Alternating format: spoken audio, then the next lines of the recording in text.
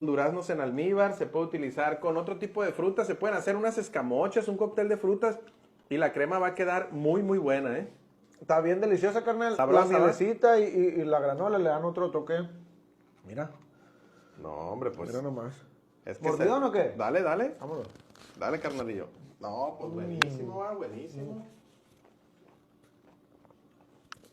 Definitivamente, esta crema es mucho más buena, carnal. Porque las cremas comerciales son muy dulces. Sí, son muy dulces. Y a veces no te comes las fresas por no comerte las cremas. pues. Exactamente, exactamente. Ahí sí, ahora sí que te la vas a comer toda, carnalillo. Sí, ¿eh? aquí sí te la comes porque te la comes. Así es. Una chulada de fresita. Échale, carnal, échale, carnal. A ver, corazón. ¿Y tú? ¿Qué? ¿Me toca? Prueba tus fresas. Les agarro aquí una ¿Agarra la cucharita. cuchara esa? Sí, esta, mira. Yo le voy a quitar esta a un ladito para agarrar desde abajo. Ingasu. Como se ve, están. Así va. Sí, así de simple. No, hombre, chavalos. Y miren, ahorita las fresas, estas nosotros nos encontramos 2 kilos por 100 pesos, ¿no?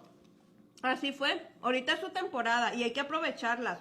Se pueden hacer estas fresitas con crema, unas chamoyadas, unas ¿qué? Fresas con chamoy o paletitas heladas. Así es. Bueno, chavalos, pues ahí está. Unas fresas con crema bien sabrosotas y bien deliciosas. Qué chulada. ¿Cerramos con un mordito qué? Vámonos, carnal. Mira, una mordidota mejor.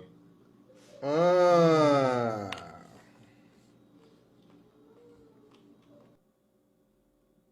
Cuando pides unas fresas con crema, normalmente la crema comercial no.